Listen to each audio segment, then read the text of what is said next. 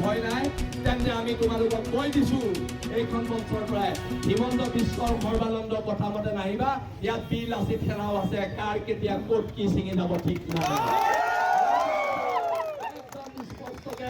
ইয়াত কৈ দিয়া আছে নোৱাৰিব হিমন্ত বিশ্ব সৰ্বানন্দ প্ৰটেকশ্যন দিবলৈ কোনো বাংলাদেশী কাৰণ ইয়াত আমি আছোতো আমিও আছো যদি হিমন্ত আৰু সৰ্বা আছে ইয়াত বীৰ লাচিত সেনা নামৰ এটা শক্তিও আছে এইটো কথা মনত ৰখা উচিত আমি কোৰ্টৰ আগত বহি ধৰ্ণা দিয়া পাৰ্টি নহয় এইটো কথা একদম স্পষ্টকৈ ইয়াত জনাই দিয়া হৈছে চৰকাৰক যোনদিনা যুঁজিম মৰিবলৈ যুঁজিম তোমালোকৰ ওচৰত আঁঠু কাঢ়িবলৈ আমি ইয়াত যুঁজো আৰু সেইকাৰণে বীৰ লাচিত সেনাৰ প্ৰত্যেক সৈনিকে কয় যে হ'ব পাৰোঁ আমি দুখীয়া আমি তহঁতৰ গোলাম নহয় আঁঠু কাঢ়ি অধিকাৰ খোজা বীৰ লাচিত সেনাৰ সৈনিকৰ নিয়ম নহয় আজি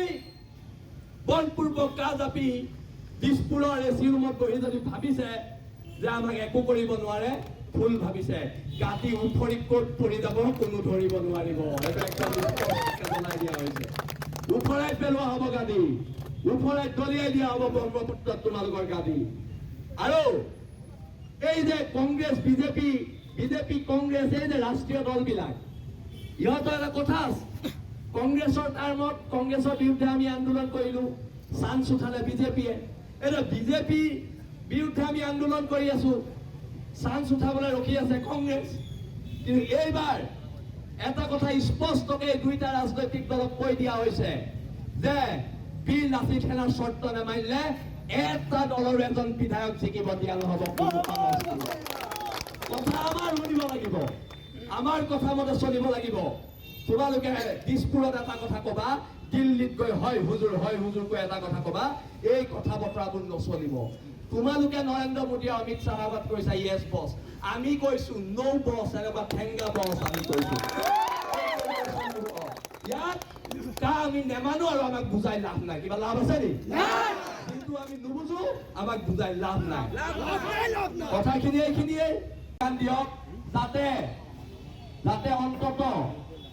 যাতে অন্তত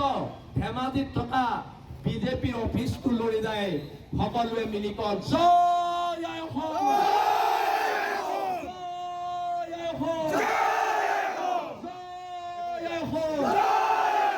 ধন্যবাদ সেইকাৰণে আমি 51 বিচাৰিছোঁ 51 আমাক